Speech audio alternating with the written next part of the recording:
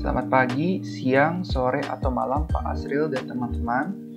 Sebelumnya izinkan perkenalkan, nama saya Marka Subekti. Saya dari kelas Fisika 017 Institut Teknologi Bandung dengan NIM 165212220 akan menjelaskan dan menganalisis data mengenai percobaan graf parabola yang sudah saya lakukan.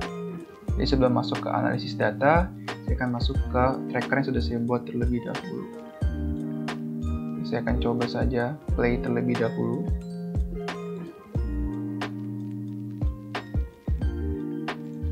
Oke, jadi seperti ini. Jadi ada 3 parameter yang saya gunakan, yaitu massa A, massa B, dan juga model A. Dimana massa A itu saya nge-tracking dengan titik pusat massa saya taruh tepat di tengah bola. Dan untuk massa B saya tracking, dimana titik pusat massa saya taruh tepat di bawah bola. Dan model A merupakan salah satu dynamic modeling yang saya lakukan, dimana saya merekayasa sebuah graf kinematik dimana di dalamnya terdapat fungsi dari gaya hambat udara, sehingga di sini bisa terlihat bahwa jarak yang ditempuh oleh model A ini lebih pendek daripada gerak natural objek yang saya punya, yaitu bola tenis. Oke, dan ini sudah ada representatif datanya. Dan cara saya mengambil data adalah dengan membuat plots ya, dengan mencari plots ini. Saya akan klik 2 kali dan saya bisa analyze sesuai dengan grafiknya. Kalau di sini bentuknya parabola, saya akan menganalisis dengan kurva parabola. Sehingga di sini sudah ada nilai, ada parameternya juga, dan sudah ada equation yang diberikan. Nah, semua yang saya analisis akan berdasarkan hasil dari tracker ini tanpa memanipulasinya. Oke, jadi saya langsung masuk ke representatif data atau analisis data yang akan saya lakukan. Yang pertama ini adalah analisis data massa A. Jadi saya hanya menggunakan data massa A ya, karena menurut saya cukup satu dan hasilnya tuh semuanya sangat mirip atau relatif mendekati sama. Sehingga saya mengambil massa A karena massa A ini titik pusat massanya saya taruh tepat di tengah bola. Jadi sumbernya tentu dari tracker data yang saya ambil ini. Ini adalah gambaran awal posisi bola saat dia hendak jatuh. Kemudian sini ada diketahui sudut vektor kecepatannya, bahwa sudut vektor kecepatan awalnya itu mendekati 0, tapi saya bisa anggap 0 karena saya benar-benar taruh sumbu koordinatnya itu tepat saat dia hendak jatuh, jadi sejajar dengan sumbu X, dengan sumbu Y untuk posisinya dan sumbu X untuk vektor kecepatannya. Ini juga ada sudut vektor percepatan yang dia minus 90 mendekati minus 90 derajat karena arah vektor percepatan itu ke bawah karena adanya gaya gravitasi, sehingga tentunya tegak lurus dengan permukaan sumbu X. Dan juga ini adalah sudut posisinya, karena dia berada di tepat di sumbu Y, maka dia akan memiliki sudut 90 derajat terhadap sumbu X positif.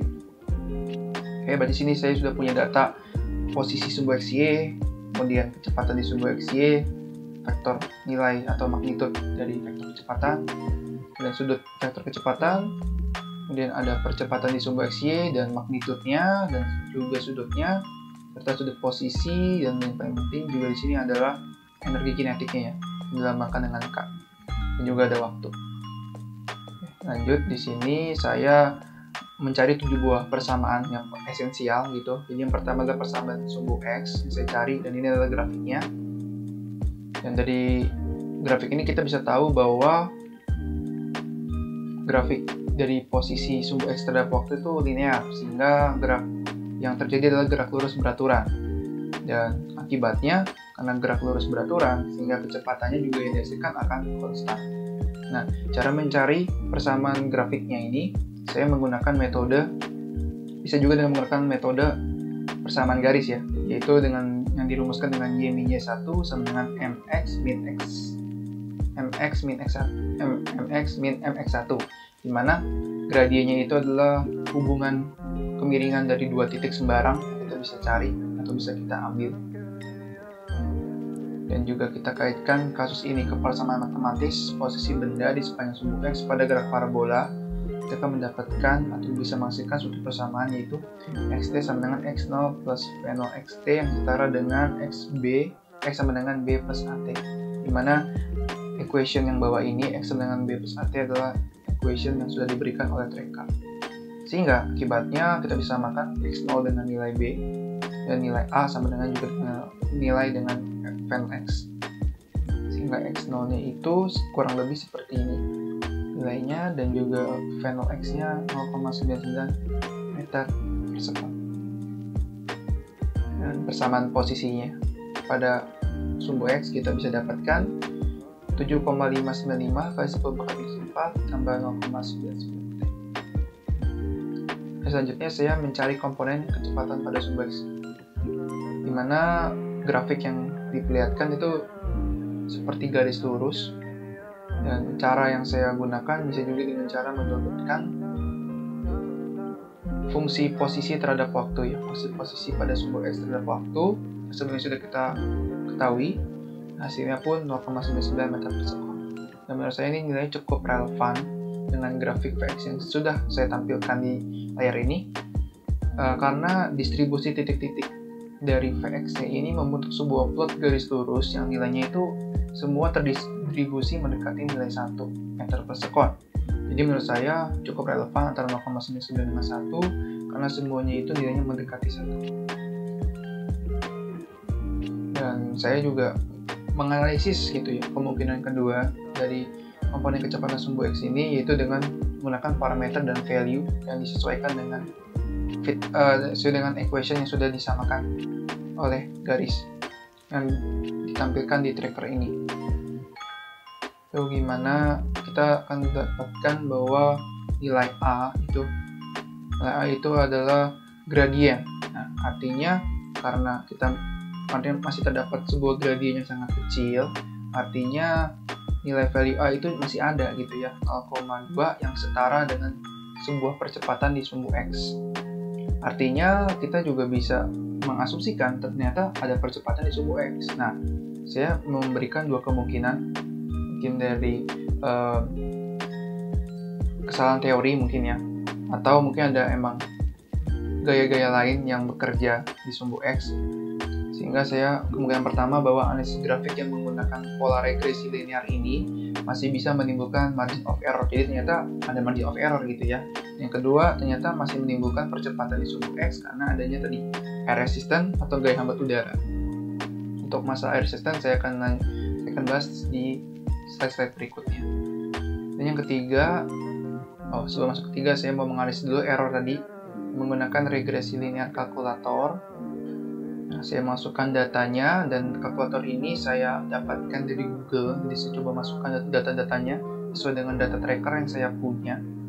Dan saya akan mendapatkan seperti ini, bahwa memang betul masih ada parameter kemungkinan kesalahan gitu ya di sini, sehingga ditambahkan plus minus 0,1272, dan juga untuk pemiringannya.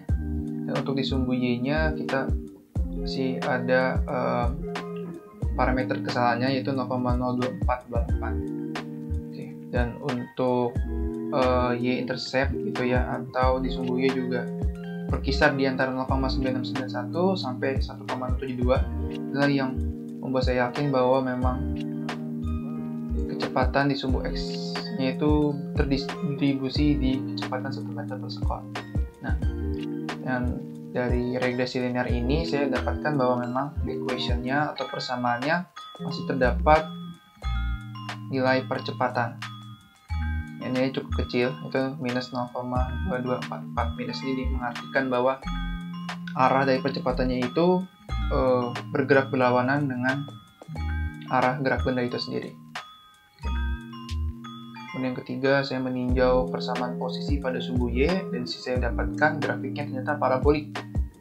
Nah, untuk mendapatkan persamaan parabolik di gerak parabola ini, saya akan sedikit jabarkan dengan mensubstitusi persamaan posisi pada sumbu X ke dalam persamaan sumbu Y pada gerak parabola. Nah, seperti ini saya mempunyai sebuah persamaan posisi, yaitu x min x0 sama dengan v0 cos theta t. Saya pindah ruaskan sehingga saya hanya ingin mendapatkan nilai t atau variabel t. Dan saya substitusikan ke persamaan sumbu y gitu. T-nya saya substitusikan dan saya akan mendapatkan y min y0 sama tan theta 0 kali x min gx kuadrat per v0 cos theta dikuadratkan dengan asumsi x0 bernilai 0. Sehingga karena variabel g theta 0, y0 dan v0 adalah nilainya konstan, maka persamaannya kita bisa sederhanakan kembali menjadi y sama dengan ax min bx kuadrat plus c, yang sudah tepat itu merupakan persamaan parabola gitu ya. Jadi akibatnya karena kita sesuaikan dengan persamaan 3 ini ya, nilai dari persamaan parabolanya ini akan sesuai dengan yang ketiga ini. Hasilnya apa?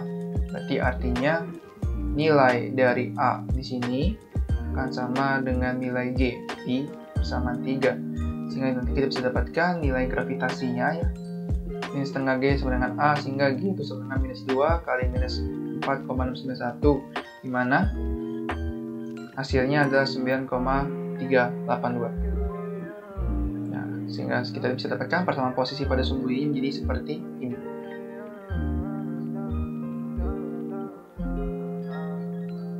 Jadi ini adalah persamaan komponen kecepatan pada sumbu Y. Itu hal keempat yang saya cari. Di sini saya lihat bahwa grafiknya cenderung linear ke bawah, turun gitu ya. Untuk mendapatkan komponen kecepatan pada arus sumbu Y ini, kita bisa menurunkan fungsi posisi Y tadi terhadap waktu. Yang di sini saya tulis ulang fungsi posisinya, dan saya turunkan terhadap waktu untuk mendapatkan kecepatan pada sumbu Y. Dan hasilnya VY sama dengan minus 4,525 kali 10,3 min 9,382 kali T. Saya anggap sebagai persamaan pertama. Dan saya menggunakan alternatif cara kedua, di mana saya akan mendapatkan persamaan VY melalui equation yang sudah disediakan oleh tracker ini sendiri.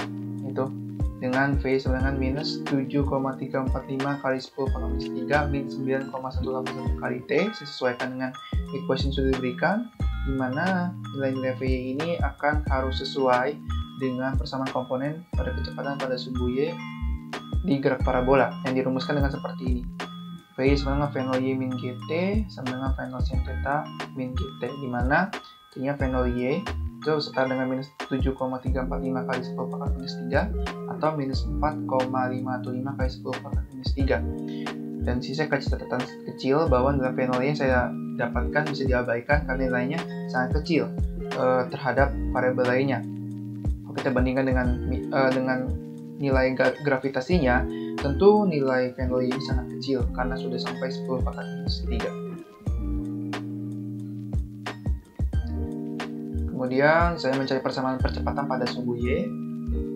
Di sini saya mendapatkan sebuah grafik ya, yang cukup tidak beraturan, tetapi saya bisa mendapatkan persamaannya dengan cara menurunkan fungsi kecepatannya tadi terhadap fungsi kecepatan pada sumbu Y tadi terhadap waktu. Dimana tadi kan saya memiliki dua persamaan 4.1 saya dapatkan, saya turunkan terhadap waktu, sehingga hasilnya minus 93,82 meter per sekon kuadrat. Dan juga persamaan 4.2 saya akan cari percepatan pada sumbu Y-nya dengan cara menurunkan kecepatan pada sumbu Y terhadap waktu yang menghasilkan minus 9,181 meter per sekon kuadrat.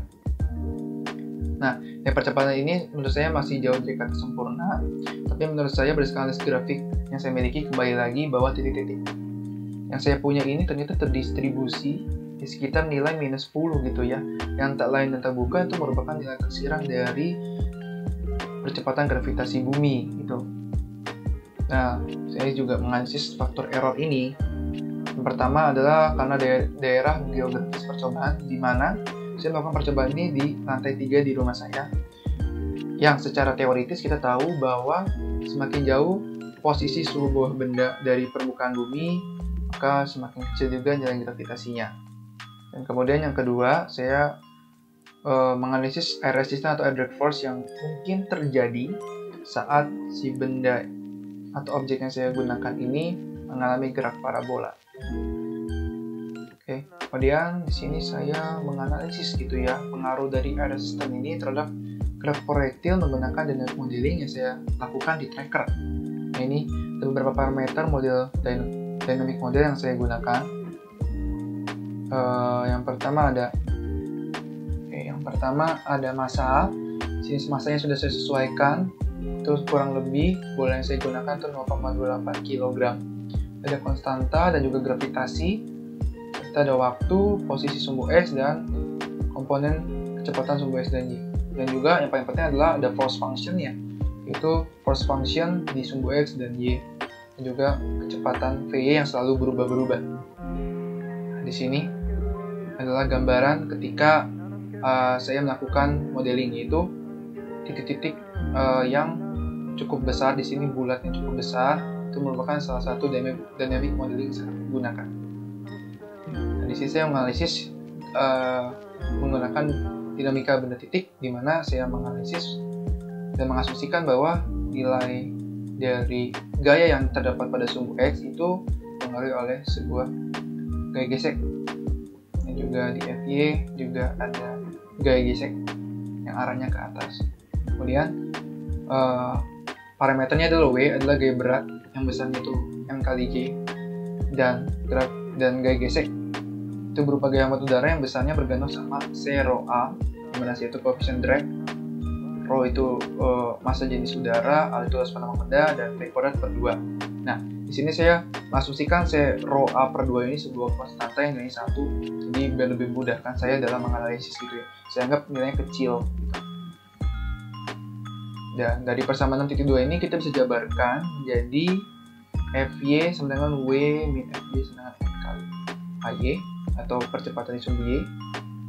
Dan saya pindah ruaskan sehingga saya mau mendapatkan sebuah percepatan, nilai percepatan di sumbu Y, dimana nilainya G min 0 A V kuadrat per M kali 2.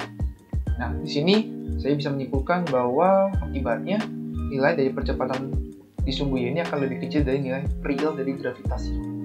Gitu ya. Jadi that's why mungkin nilai percepatan pada sumbu Y yang saya dapatkan itu lebih kecil dari nilai real dari gravitasi. Oke, kemudian saya masuk ke analisis yang terakhir, yaitu mencari jarak maksimum. Nah, karena vektor kecepatan awal benda saya berhimpit dengan komponen kecepatan pada sumbu X, maka V0 Y yang kita asumsikan 0 tadi, kita bisa asumsikan bahwa V0 Y 0, karena V0 Y tegak lurus dengan sumbu X, gitu ya. Dan V0 X sama dengan Vx, karena tadi berhimpit gitu ya, dengan vektor kecepatan sumbu X pada sumbu X, sehingga kita bisa menggunakan persamaan ketinggian, di mana nilai H itu akan selalu negatif, karena nilai H itu ketika dia bergerak jatuh, posisi benda selalu berada di bawah titik acuan kita. Oke, dan nilai percepatannya akan selalu minus gravitasi, karena gravitasi berada atau mengarah ke arah sumbunya negatif. Oke, saya dapatkan nilai T-nya itu akar 2H per G. Kita substitusikan persamaan posisi pada sumbu X, di mana persamaan posisi pada sumbu X harusnya X max sama dengan X0 sama dengan V0 X kali T, dengan mengabaikan gaya hambat udara atau air drag force, sehingga tidak percepatan di sepanjang sumbu X. Dan kita substitusikan T-nya, dan sesuai dengan data yang sebelumnya, dan menganggap bahwa X0 itu 0 ya, 0 karena nilainya kecil sekali, 7,595 kali 10 4, dan menurut saya ini tidak terlalu berpengaruh terhadap perhitungan kita nanti. Kita bisa peroleh bahwa X max-nya itu seperti ini, dan menghasilkan 0,33639 meter. Nah, ini dengan asumsi tidak ada percepatan, ya, tidak ada percepatan dari air drag force, gitu ya. Jadi tidak ada pengaruh dari gaya hambat udara. Dan ini saya mencoba membandingkan dengan data yang saya punya gitu, dan hasilnya jarak tempuh bola setelah melakukan gerak parabola menurut grafik dari tracker yang saya gunakan, yaitu ketika berada di waktu terakhirnya, yaitu 0,335 meter, 0,335 sekon, yang hasil itu 0,327 meter. Itu adalah posisi akhirnya. Nah, Nah, artinya nilai dari posisi yang saya dapatkan itu lebih kecil dari nilai X max-nya. Sehingga sebenarnya gerak yang saya lakukan atau gerak objek yang saya punya itu harusnya bisa lebih jauh lagi, sehingga bisa mencapai X max-nya. Nah, saya bisa menyimpulkan bahwa ternyata memang betul ada gaya hambat udara yang saya punya selama gerak parabola dari objek yang saya punya itu berlangsung. Jadi nilainya ternyata belum maksimal karena ternyata dipengaruhi oleh gaya hambat udara baik itu di sepanjang suku X maupun di sepanjang suku Y. Oke, terima kasih atas perhatiannya Pak Asri dan teman-teman. Selamat pagi, siang, sore, atau jam.